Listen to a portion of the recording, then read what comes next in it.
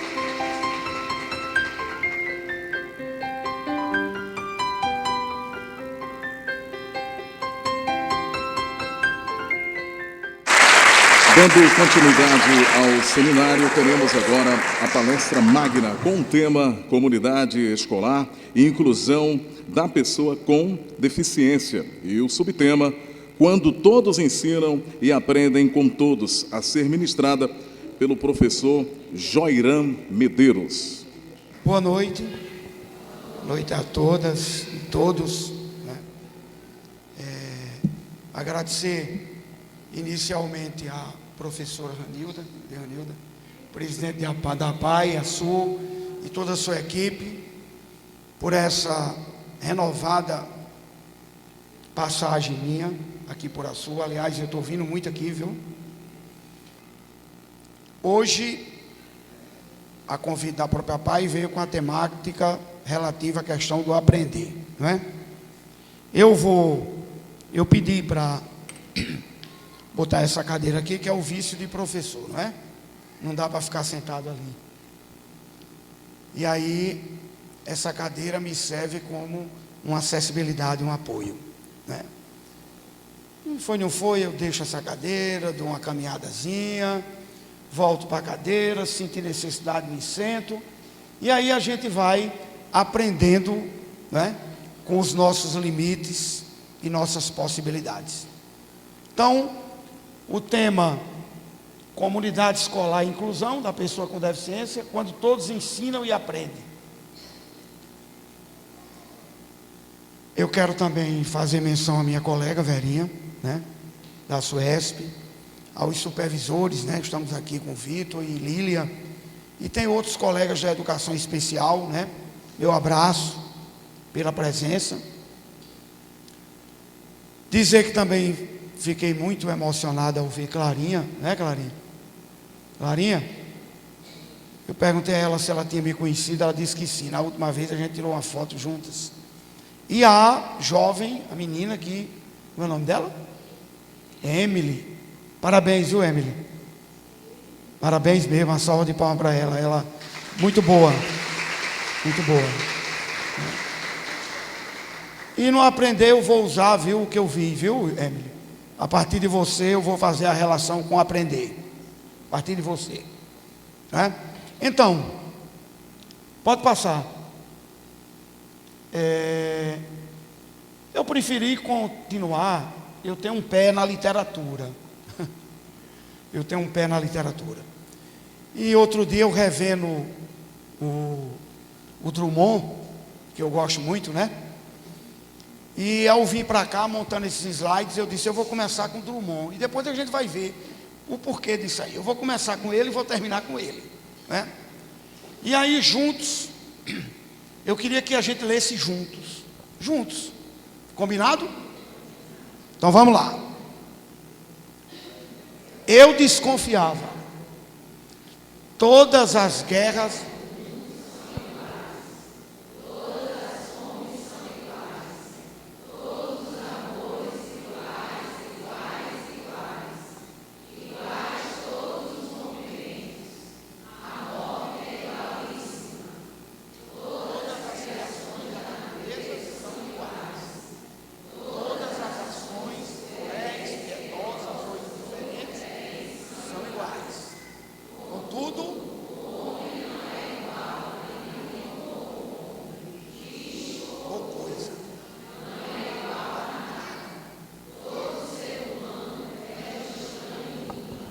não é lindo?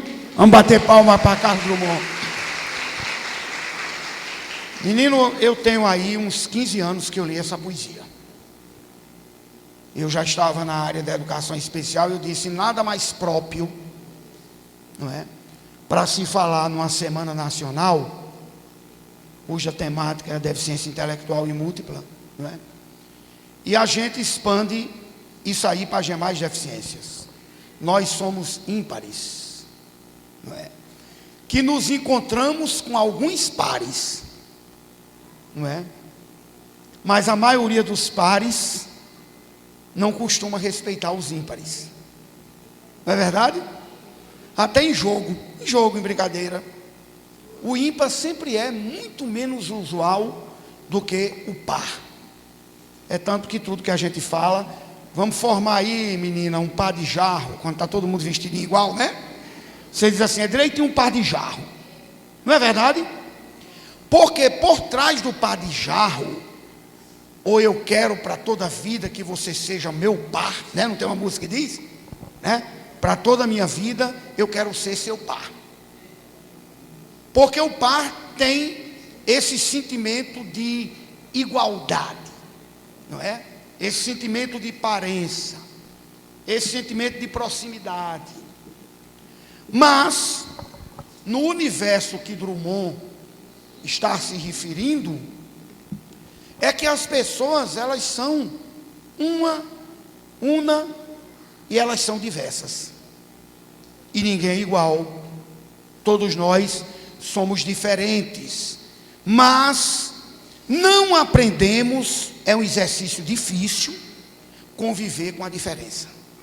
E mais difícil ainda, é quando essa diferença, ela é aparentemente destacada. Se eu olhar ali, ou qualquer um de vocês olhar para a Clarinha, vocês sabem qual é a diferença física dela para você? Se você olhar para Emily, os traços dos seus olhos já lhe diz que é uma pessoa Down. Essa aparência é que levou um choque no direito à aprendizagem. Foi essa aparência que botou fora das escolas, de forma secular, diversas pessoas com deficiência. Diversas. Depois a legislação chegou, e a poder da legislação começaram a se, digamos, a serem obrigados, entre aspas, a conviverem entre si, com seus ímpares, porque a busca da escola é pelos pares.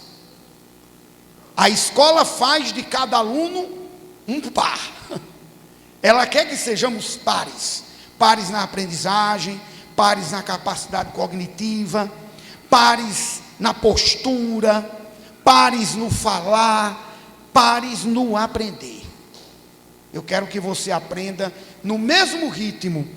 E para nós professores, aluno nota 10 é o melhor aluno. É o melhor aluno. Porque a gente trabalha menos com nota 10. Porque o nota 10 tem autonomia intelectual. Você vê isso independente de ter deficiência ou não. Quando você está orientando no ensino superior, tem vários orientandos. Tem um orientando que tem 3 momentos comigo, e ele está a quilômetros de distância, quem, por exemplo, se encontra comigo todo dia. E eu vejo claramente que existe autonomias e autonomias, tempos e tempos. E os tempos são diferentes. Mas por que você está dizendo isso? Isso tem muito a ver com aprender, quando todos aprendem. Porque a tendência de nós educadores da instituição escola foi historicamente seletiva e ao mesmo tempo excludente. Ora, se é seletiva, ela é excludente. Uns ficam, outros vão embora. E os que ficam são os pares, e os que vão embora são os ímpares. Tá.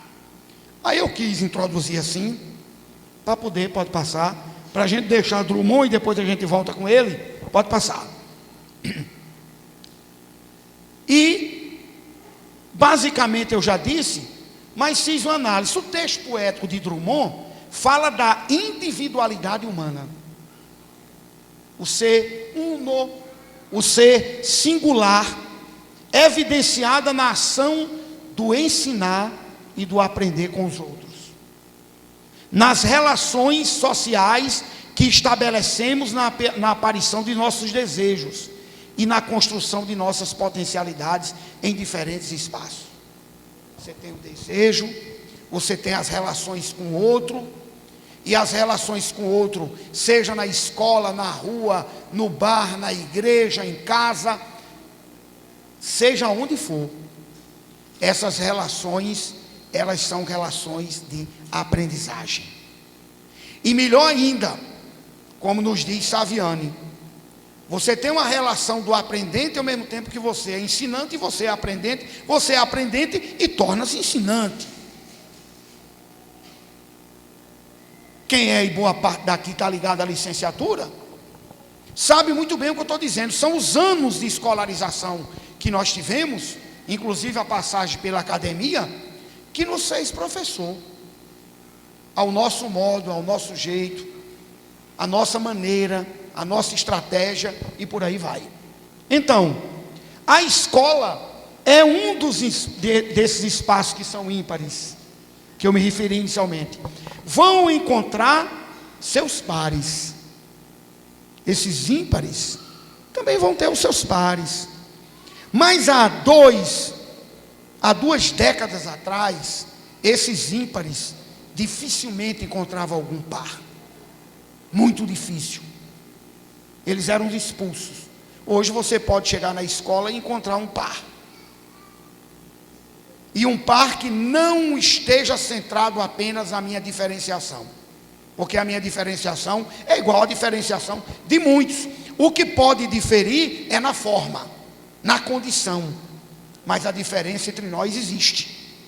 Correto? A escola é um locus privilegiado de convivência.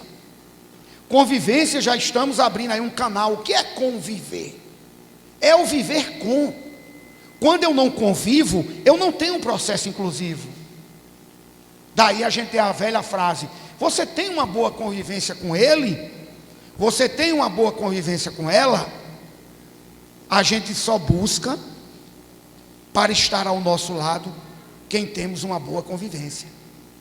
Com quem não temos, e as pessoas com deficiências sofreram muito e sofrem ainda o problema da convivência, porque quando não tem uma boa convivência, você é afastado do convívio social. E a escola é apenas um micro-organismo do que se tem lá fora. Ali você tem 30, 40 alunos e eles são reflexos dessa sociedade que está aí. A diferença é que o locus aqui é um locus de aprendizagem escolar. Mas quem nela chegou traz outras aprendizagens, embora ainda não tenhamos o hábito, o costume de respeitá-las. E acima de tudo, é um espaço de aprendizagens, equidade e oportunidades para todos. Óbvio, que bom que a escola fosse um espaço de equidade, né? Mas às vezes essa diferença que eu me referi, é a escola também o primeiro locus da exclusão. Ao invés de ela ser o locus da inclusão, muitas vezes ela passa a ser o locus da exclusão. E uma exclusão que já vem lá da rua e adentrou o muro da escola. Entrou com portas, com janelas, e as pessoas com deficiência, ao ouvir o eco, que nada mais é do que o eco lá da sociedade, porque ela é parte dela. Pode passar. Bem, eu pus o título ali da educação inclusiva, que eu já tenho falado. A construção de uma escola que dê atenção às diferenças demanda uma política de inclusão a ser implementada pela rede de ensino, com repercussões no interior da escola. Todo aluno tem lugar assegurado na escola. Isso é legislação, isso todos os marcos legais, políticos e pedagógicos asseguram isso. Mas eu não posso dizer, nós não podemos dizer, que esse direito ele está assegurado. Porque a lei em si, ela não garante isto. Porque é o ambiente, né? A gente está ouvindo muito falar em ambiente, né? Meio ambiente. Tem pessoas que quando falam em meio ambiente, pensam logo, lamentavelmente, que é um pé de árvore, né? E o meio ambiente é o ambiente que nós convivemos, seres humanos fazendo parte desse meio ambiente. Não é só a natureza física das plantas, mas é a natureza humana. Se o ambiente não estiver bom, né? E hoje um dos maiores índices de depressão originariamente está num ambiente inóspito para a convivência. O que é que os psiquiatras nos diz? Saia fora deste ambiente. Você só vai conseguir sair se você deixar este ambiente. Este ambiente é nocivo. E a escola pode ser um ambiente nocivo se os membros dela, se a comunidade escolar, se a família, se os educadores, enfim, todos não construírem um ambiente inclusivo, um ambiente de todos, um ambiente que respeite as especificidades, que respeite as naturezas humanas que tem dentro da escola. Então, os recursos humanos e materiais devem possibilitar a construção de práticas pedagógicas que permitam a interação e participação dos alunos indistintamente. Isso aí eu gosto dessa palavra. A minha presença aqui tem que ser respeitada de uma forma indistinta. Seja quem for, que credo tenha, que raça tenha, que cor tenha, que orientação sexual tenha, que orientação religiosa tenha, que deficiência tenha, é ali onde eu tenho que estar, é ali que eu tenho que ser respeitado. Não é só ficar respeitando as pessoas do processo da homogeneização. as pessoas que são previstas em sua beleza, em sua condição física, sua condição intelectual, em sua condição múltipla. Não é aquilo que a gente está prevendo, não é? É aquilo que a gente, de uma hora para outra, vai se deparar e conhecer. É o segredo da inclusão, é o inesperado. É o aluno inesperado, é a pessoa inesperada. É aí onde se vai ter a aprendizagem.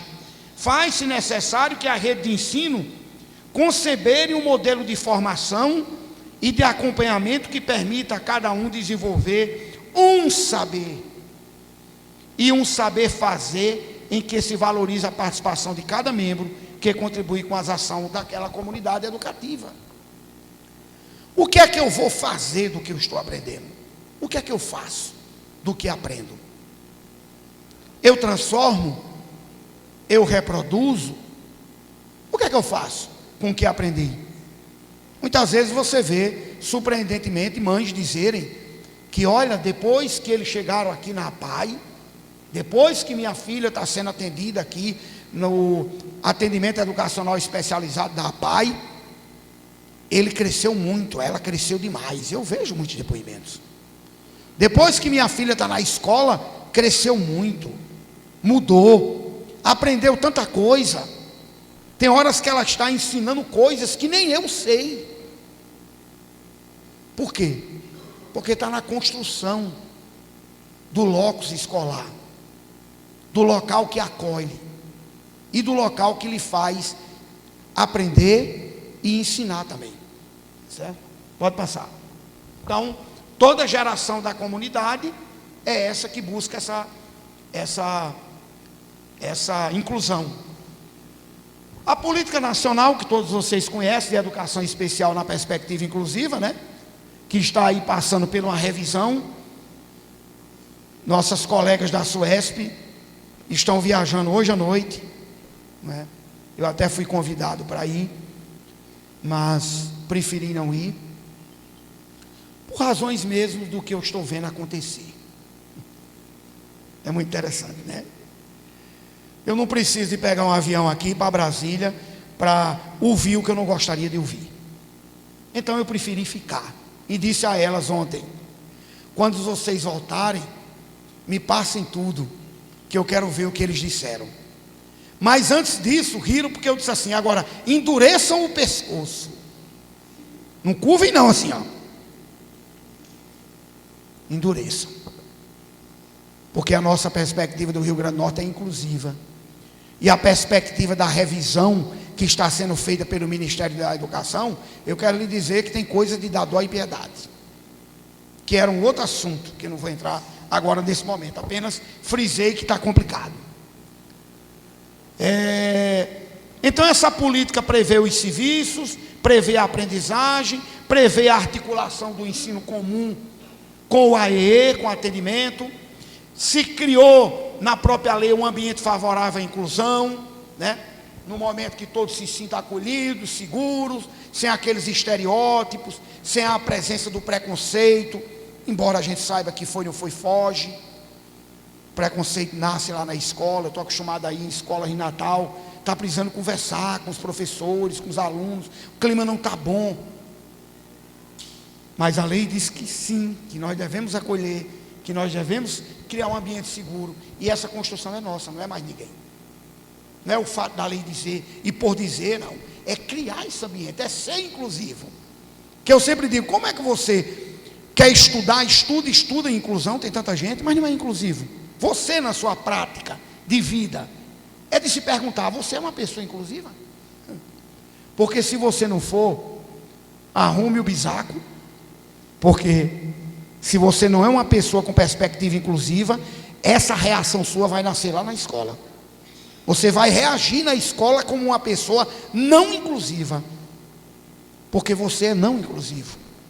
Agora, se você for acolhedor, se você acreditar no humano e nas pessoas, podem ficar certas que vocês vão conseguir ter práticas inclusivas na escola.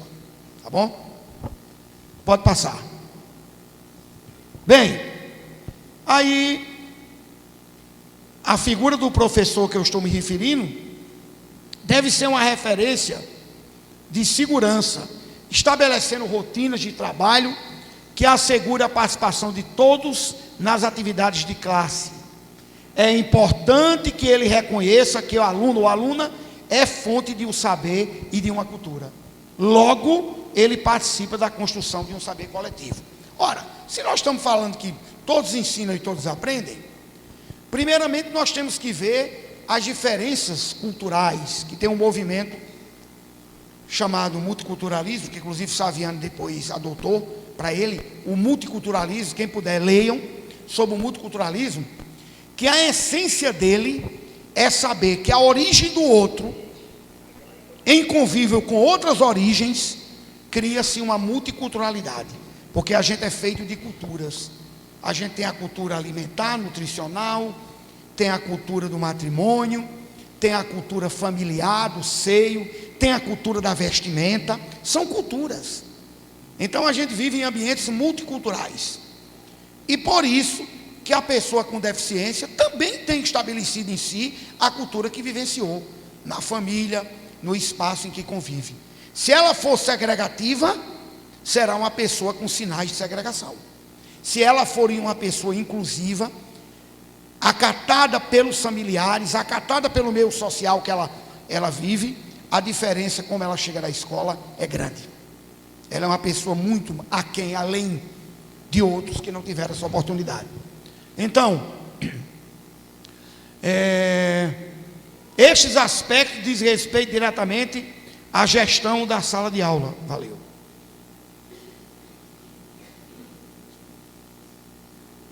E da escola.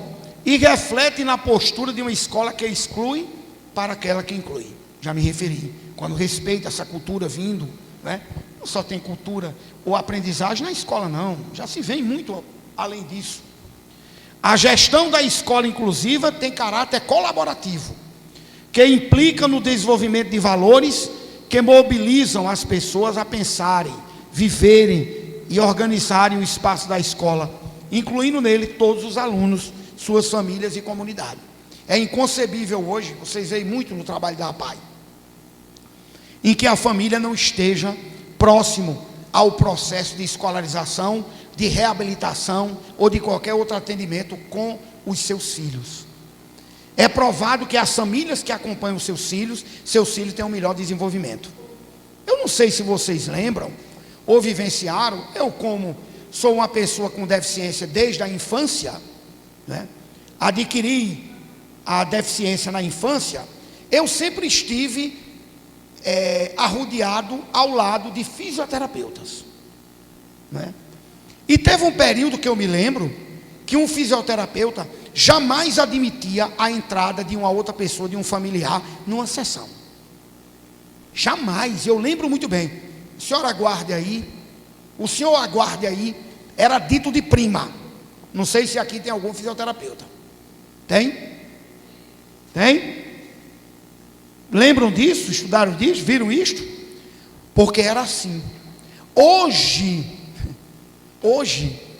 você vai a uma sessão de fisioterapia e quando seu filho é menor, a fisioterapeuta lhe chama e diz assim: mãe, vá olhando aqui, porque tem muita coisa que eu faço aqui que você pode fazer em casa.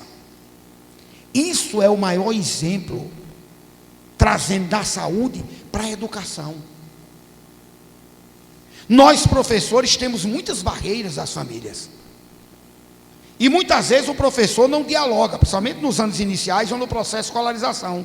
Ele deveria dialogar com os pais daquela criança, em dizer alguns encaminhamentos do que ele faz, para que os pais possam ajudar o processo de escolarização em casa, como outras terapias estão fazendo, né?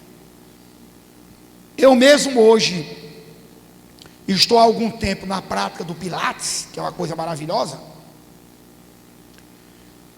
E eu tenho hoje com a internet, a fisioterapeuta pega e me manda uma bateria de alongamentos, de exercício respiratório e de força, que você faz em casa, às vezes com objetos da própria casa, usando a cama, usando 1 quilo de arroz, 1 quilo de feijão.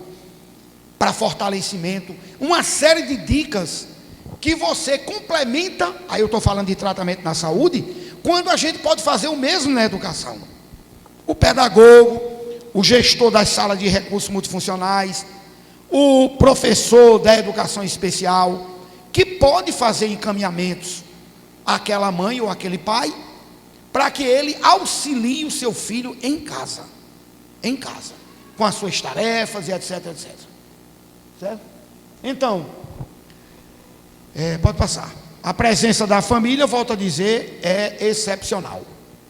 Uma das importantes ações da gestão, eu estou tratando muito da gestão, porque se não a escola não tiver líder ou não tem líder, essa escola não funciona. O gestor é um líder, e como líder ele tem que desencadear processos. Se ele não for um líder, ele não chama, ele não faz a escola funcionar.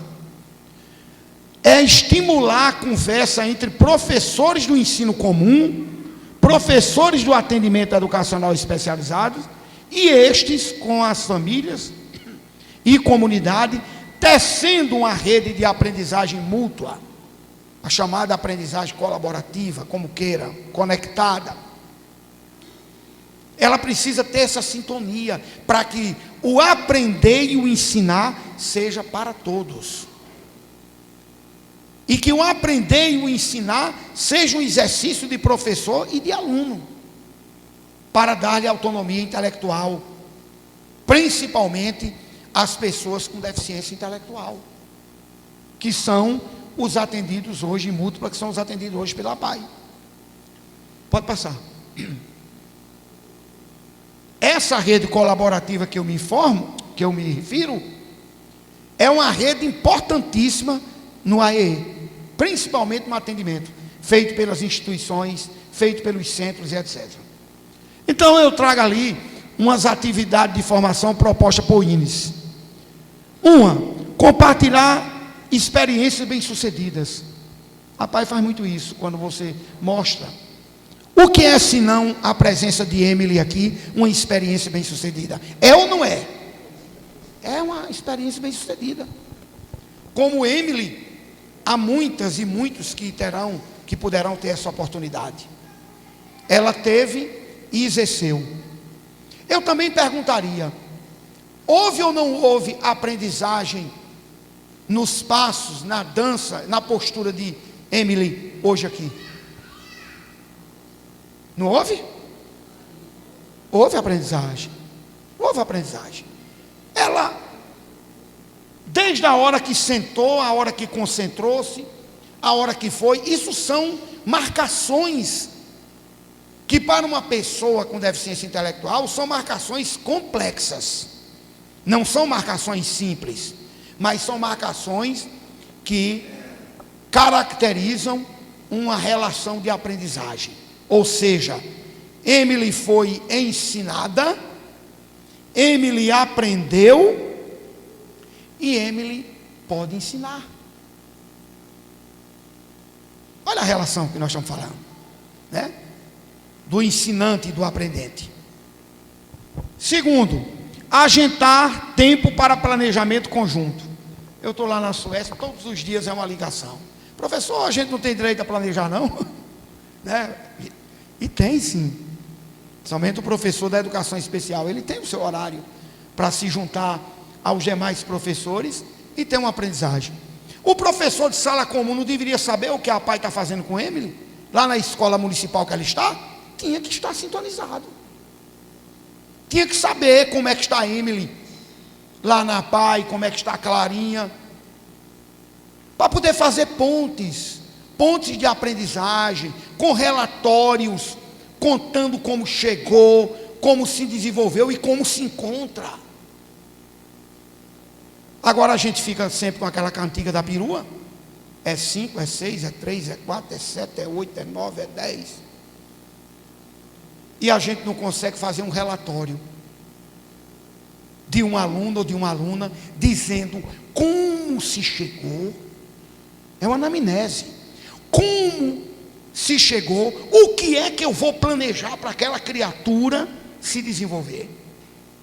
E após o meu planejamento, quais foram os resultados que eu tive? com ela. E aí outro dia eu disse para o professor disse, eu não sei como é que eu vou botar a nota de uma determinada aluna. Como assim, professor? Eu não sei como é que eu vou botar a nota. Eu digo, o senhor já conversou, tem sala de recursos? Tem. Já conversou com a pessoa da sala de recursos, com o gestor da sala? Não. É bom o senhor conversar, porque já era para estar conversando desde o primeiro dia de aula, nos binésticos subsequentes. Mas o que é que ele queria? Quanto eu vou colocá-la de nota? Outra pergunta, eles não podem ser retidos reprovados, que é outra falácia. Você pode muito bem fazer, a bem de um relatório fundamentado. Agora, o que eu não posso é estar botando 5, 5, 5, 5. Total, tal, reprovado. Aí há de se perguntar, professor, o que é que você fez? Quais são as deficiências do meu filho? Por que meu filho não chegou? Eu te garanto, sem medo de errar, poucos vão saber dizer alguma coisa. Lamentavelmente. Porque não fizeram o relatório, não prepararam um PAI, um PEI, um plano de atendimento individualizado, não prepararam. Quem é professor da educação especial sabe que a gente orienta. Não fizeram um levantamento para ir colocá-la no SIGEDUC, quais foram os passos. E no final, eu dizer assim, Emily era para estar dominando em matemática. Emily chegou aqui, não sabia nenhuma das operações matemáticas. Emily hoje sabe diminuir e somar. Não sabe multiplicar e dividir. Mas tem potencial para chegar. Ora, se tem potencial para chegar, o que é que meu relatório está dizendo? Aí eu vou reprovar? Aí é a pergunta que eu faço. Ou eu vou dizer no relatório que assim como ela conseguiu a diminuição e a adição, ela conseguirá mais na frente, com um aporte pedagógico estratégico, conseguir dividir e multiplicar. E aí Emily vai avançando na sua escolarização e na compreensão e no desenvolvimento que ela vem atingindo. Essa que é a história, tem que ter alguma coisa dita. Porque é previsto o quê? Uma avaliação dialógica, qualitativa e não de rendimento de capital humano de aprendizagem, através somente do conceito. Eu posso conceituar. Eu, quando estava em sala de aula, já conceituei uma média em que a aluna passava a partir de um relatório. Então o meu relatório me fez chegar à minha nota. E é assim que funciona, porque o sistema exige nota. Alô? O sistema exige nota, mas nós temos que dar uma nota baseado em um relatório, circunstanciado, de como esse aluno se encontra, não é? Terceiro, registrar as atividades, suas preocupações, o modo como conseguiram resolvê-la. Se eu estou diante de uma situação problema, como é que se resolve essa situação problema? Junto com o aluno. Com o aluno surdo, com o aluno com deficiência intelectual, com o aluno com deficiência múltipla, com o autista, como? Aí tem que procurar, tem que buscar, tem que testar, não é? Visitar outras instituições que tenham experiência no processo de inclusão. É muito bom se ver as experiências de APAI, de outras instituições, de escolas. Coletar material de fontes diversas sobre a temática da inclusão, especialmente a VEB. Olha, eu dou aula no curso de pedagogia, aí às vezes os alunos ficam rindo quando eu digo. É verdade. Às vezes eu passo um texto e peço uma resenha crítica. Aí quando eu vou ver aquela resenha crítica, aí o aluno diz assim, só não sei fazer resenha crítica não. Eu digo, mas de uma festa você sabe. Não é? Todo mundo resenha uma festa, diz os detalhes. Não diz? A roupa que fulano estava. Vixe, fulano estava muito lindo. Beltrano estava linda, olha. Aquela roupa, aquela camisa daquele homem, ai meu Deus. Fazendo resenha. Pá, pá, pá, pá. Aí quando chega no texto, não sabe fazer. Não sabe fazer. Porque é um texto escrito. Ele não é falado. Ele exige a língua. Então, Por que é que a gente usa o WhatsApp, Facebook, Instagram, enfim, tem outras? Usamos redes sociais, que é uma beleza, mas a gente às vezes é incapaz de fazer uma pesquisa. Outro dia uma aluna disse: professor, e é verdade, professor, eu queria falar com o senhor. Quando eu passei um livro, ela disse: professor, não tenho condições de comprar, eu sou de uma família muito pobre, aqui é 100% pelo FIES, eu não tenho condições de comprar o livro. Eu disse: não é problema, você procura esse autor, disse o nome do autor, pode procurar na web, porque ele tem textos, ele tem artigos. Aí eu digo: você vai lá no Google de guerra, que antigamente eu sou de uma geração que a gente ia atrás do pai dos burros, né? Que de burro não tinha nada, né? Aurélio, eu tinha um catatal de Aurélio Buarque de Holanda, era dessa grossura o meu Aurélio. Entendeu? Quem é que compra um Aurélio hoje? Se o pobre computador já corrige, não é? Você quer saber uma palavra, vai lá e visita o Googlezinho de guerra. E hoje o motorista aqui, Luiz da Direct, disse assim: professor, eu fiz o Enseja do ensino médio, eu vou dizer uma coisa a você, o Google velho de guerra eu visitei demais, e terminei o ensino médio só com o Google velho de guerra. Ele estudava, ele ia atrás do material, do estudo. Aí por que a gente acessa as redes sociais e não pesquisa? Tem um aluno com Down, eu não sei nada de Down. Procure, meu amigo. Procure como você procura namoro.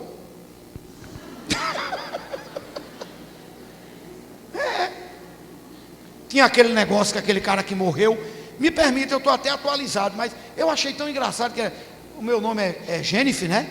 Eu encontrei ela no... Eu não sabia o que diabo era Tinder. Aí todo mundo, eu fui para um canto, todo mundo dançando, eu encontrei ela no Tinder, e aí eu fui lá no velho Google de guerra. Aí ele me respondeu o que era, né? Eu encontrei lá, encontrei ela lá, de lá nasceu tudo.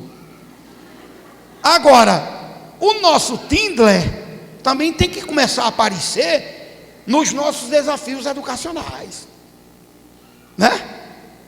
Encontrei um autista no Tinder, vai lá estudar. Encontrei uma Down no Tinder, vai lá estudar, que a gente vai encontrar também estratégias metodológicas, textos, artigos, etc. Bem, comemorar cada acerto como forma de valorizar as pequenas conquistas. Isso aí está claro. Ninguém sabe tudo, e a gente vai tentando, a gente vai colocando dentro do científico. Cientista testa, pesquisa é teste, pesquisar é testar, senão não encontra, não é? Pode passar. Bem, buscar as estratégias de resolução de conflitos que surgirem.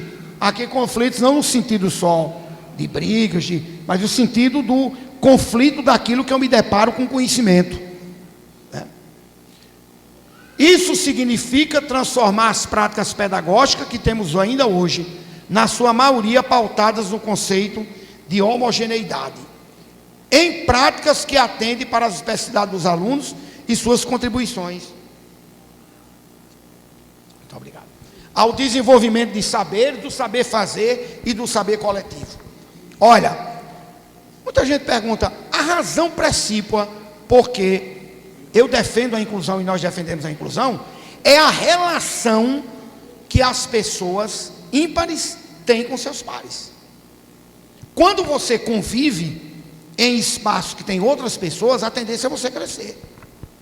Quando você é isolado e está excluído, institucionalizado, é um perigo, porque você só conhece aquela média, não há uma outra média de pessoas. Vocês sabem que as pessoas escondiam pessoas que tinham deficiência. Quem aqui assistiu agora esqueci o nome, na hora de dizer a vocês, o Corcunda de Notre Dame? Era excelente para bater o sino, não era? Mas vivia o quê? Escondido. Vivia nos porões, não é? Quem aqui assistiu a lista de Schindler? Tem um momento que o Fuhrer que o nazismo de Hitler, quando a pessoa perde um braço e é perguntado o que fazer com ele, Hitler diz: câmara de gás. Não servem para nada. Foram assim que as pessoas com deficiência foram tratadas. E hoje nós temos ainda os reflexos disso, por falta de conhecimento, por ignorância mesmo, né? Então, essa homogeneidade é uma homogeneidade sonhada, ela não existe. Nós não somos homogêneos em nada, nem cabelo, nem cor de olho, nem cor de pele, nem forma de andar, de nada. Nós são pessoas heterogêneas. Agora, essa heterogeneidade, ela é mais visível para mim, para Emily, para Clara.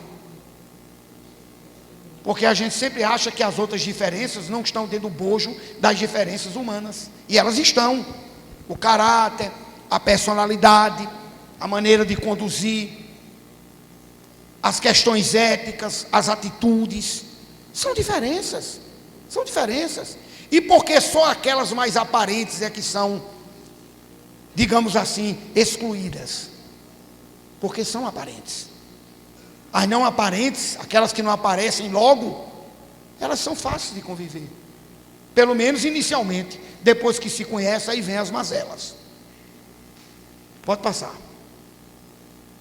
Bem, dentro desse bojo aí de construir escola inclusiva, né, você tem que ter processo de organização do ensino e da aprendizagem que leve em consideração o ritmo da aprendizagem, as flexibilizações, que flexibilização não quer dizer omissão de conteúdo, né? Tem gente que vai fazer uma adaptação, aí tira o conteúdo, fulano não aprende isso, Ranilda não aprende aquilo, então vamos tirar dela isso, é muito complexo. Não é isso. Mas você tem que saber que as pessoas têm ritmos diferentes, né? Eu estava lendo outro dia Gardner, que é aquelas 7 competências, e eu comecei a me lembrar que quando eu estava no estado que passou do processo de integração para a inclusão, muitos foram afastados, mandados para a educação especial, e não eram pessoas de educação especial, bastava ter alguma dificuldade de aprendizagem.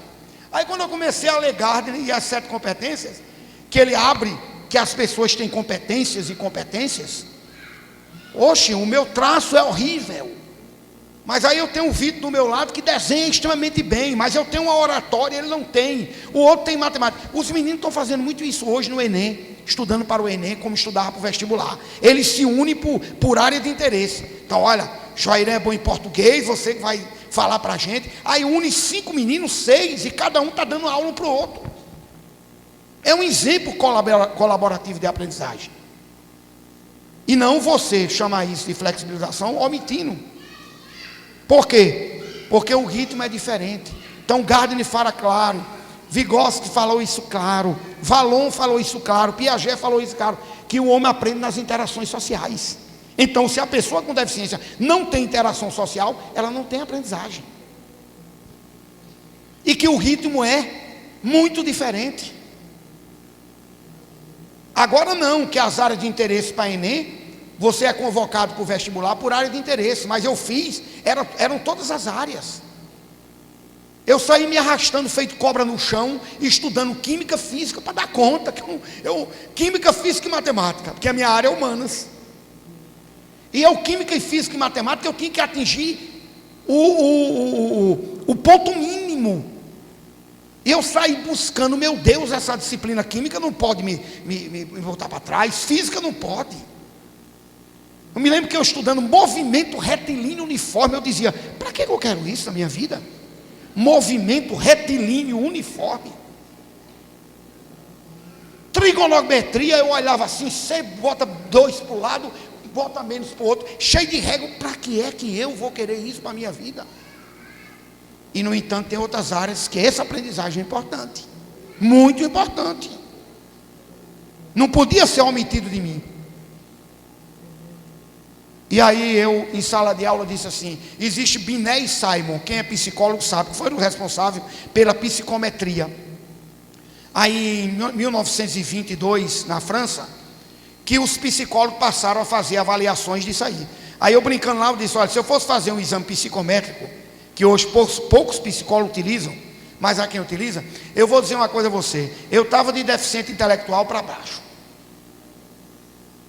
porque se o meu teste psicométrico fosse na área de química e de física, eu estava liquidado.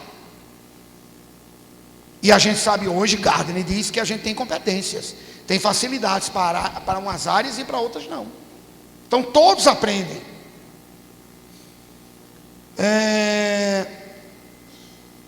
E essa pessoa, ela tem que ter, a pessoa com deficiência, o recurso de acessibilidade, né?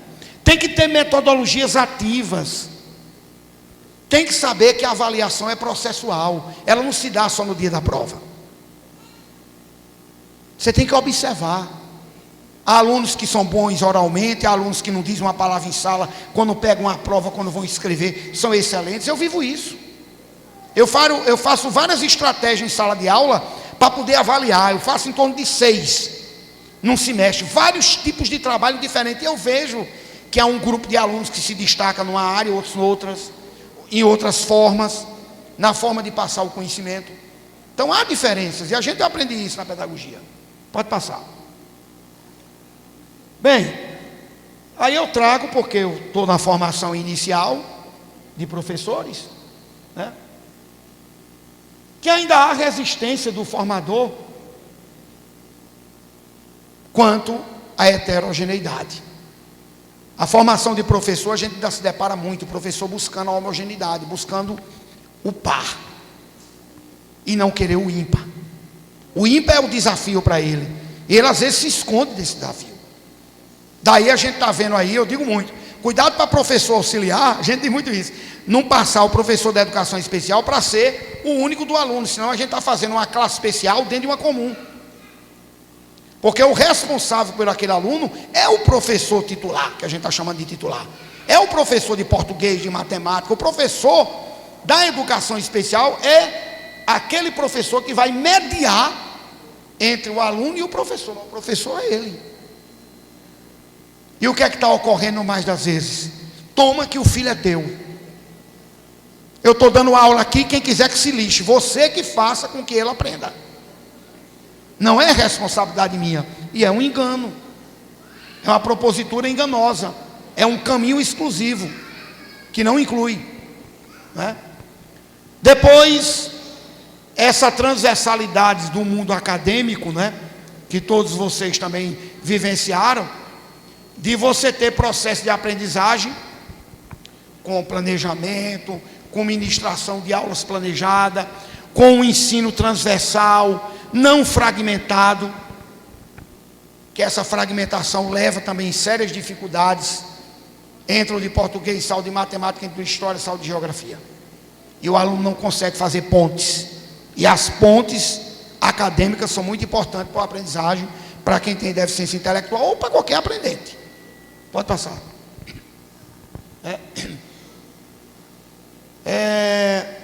Aí é o que é lamentável, que poucos ainda professores conhecem a concepção, né, de inclusão, né, e dessa concretização desse espaço planejado, dessa estratégia metodológica, desse atendimento educacional especializado. Ele pouco conhece, e por pouco conhecer, ele rejeita a questão da presença ainda de pessoas com deficiência. É menos, mas a gente encontra. Nos dá uma tristeza muito grande quando a gente recebe na SUESP esse tipo de depoimento, né? Pode passar. Bem, pela política de educação especial que eu me referi, né, que tem no bojo os alunos com deficiência, o TGD, transtorno global e altas habilidades, elas têm atribuições complementares, principalmente o AEE na formação do aluno, porque é esse atendimento educacional especializado que vai trabalhar em cima das especificidades do aluno, juntando com o professor da sala comum. É descobrindo isto que a gente vai formar a verdadeira proposta escolar de inclusão, né? Então, a formação de professores e educadores para a inclusão deve primar por conteúdos que reflitam. Aí vem Mantuan, que diz: a escola das diferenças e não dos diferentes. Isso foi o que a política trouxe. Se eu olhar Maria Clara, se eu olhar Emily, ou qualquer um outro aluno ou aluna, dentro do princípio de que são os diferentes, eu já entro com um processo muito alto de exclusão. Se eu olho que a diferença é comum a todos, e eu vou trabalhar ali dentro daquela diferença, dentro daquela possibilidade, eu tenho um procedimento inclusivo. Pode passar. Então, para eu formar um ambiente escolar inclusivo, eu tenho que fundamentar uma concepção de identidade e diferenças, em que as relações se ordenam em torno de oposições binárias: normal, especial, branco e negro, masculino e feminino, homossexual, heterossexual, pobre e rico. Se eu entrar numa dicotomia desta, eu estou fazendo uma exclusão, porque eu não estou vendo o ser humano, eu não estou vendo o aprendiz nem o ensinante, eu estou vendo apenas o estereótipo da pessoa e o preconceito que esse estereótipo carrega em cada um de nós. Ora, nele não se elege uma identidade como norma privilegiada em relação às demais. Qual é a identidade que eu tenho de uma menina com Down? Como é que eu olho? Como é que eu vejo? Eu sempre digo que o maior teste para todos nós é como o nosso olhar responde ao coração. Olhe e diga. Olhe e diga. Porque se você, ao olhar, tiver um sentimento de piedade, de caritatividade, né? Eu conto uma história para vocês muito interessante. Eu tive um colega que fazia basquete em cadeira de rodas comigo. Teve um tempo que eu pratiquei basquete em cadeira de rodas. Ele era um menino pobre, tudo bem, pegou o BPC. Ele achou o BPC pouco, que na verdade é pouco, e ele era um cara que era um dos melhores jogadores, e ele estava na associação fazendo aula de computação. Aí um outro cara, ele conheceu um cara, disse: rapaz, que computação, que nada, a gente ganha mais dinheiro na rua. E essa pessoa foi para um sinal lá na Dinarte Maris, que é uma avenida que dá para a Via Costeira. Começou no sol, duas muletas, ia de carro em carro, com um saquinho de plástico, passou a um saco mais bonitinho que fizeram, depois achou pouco, pegou uma vara, que eu chamo de caçapa, pegou a vara, aí fez uma caçapa de sinuca, amarrou, aí a caçapa caía aqui. Ele começou a ficar sentado no sol. Isso em menos de 3 meses. Eu passo muito lá, eu ia fazer caminhada na praia.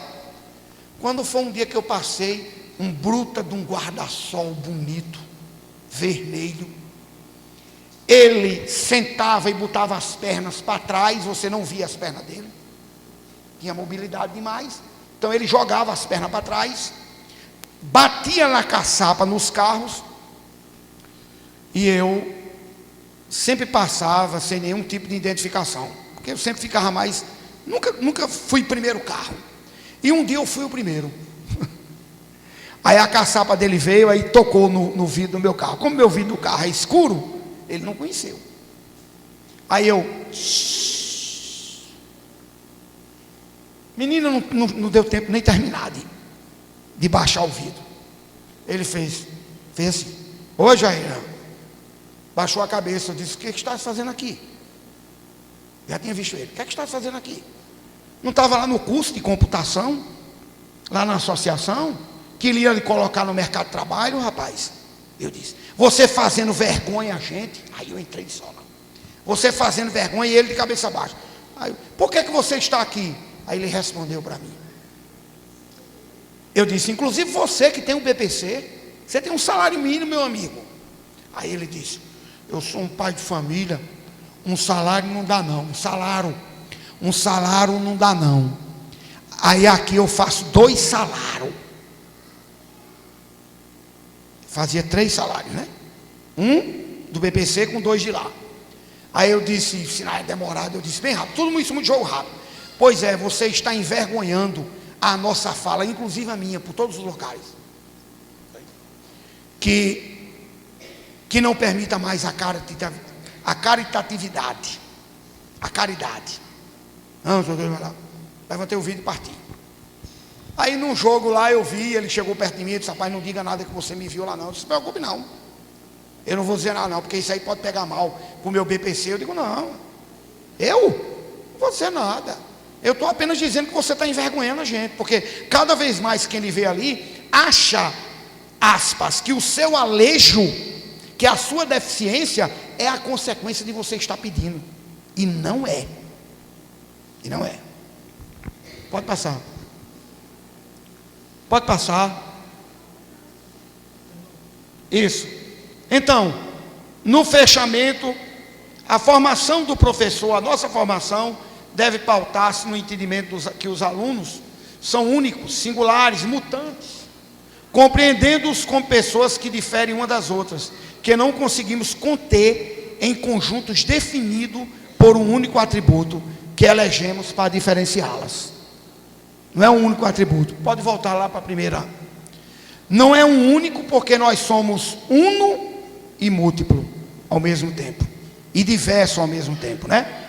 Então, pode botar lá em Drummond. Eu vou de novo. Pode botar lá em Drummond, na poesia. Voltar aqui e terminar com essa poesia. Essa poesia nos diz muito desse aprender. Eu desconfiava, né? Eu desconfiava de quê? Não, lá mesmo, na poesia. Todas as guerras do mundo são iguais. Todas as fomes são iguais. Todos os amores iguais, iguais, iguais. Iguais todos os rompimentos. A morte é igualíssima. Todas as criações da natureza são iguais. Todas as ações cruéis, piedosas ou indiferentes são iguais. Contudo, o homem não é igual a nenhum outro homem, bicho ou coisa. Não é igual a nada. Todo ser humano é um estranho ímpar. Muito obrigado.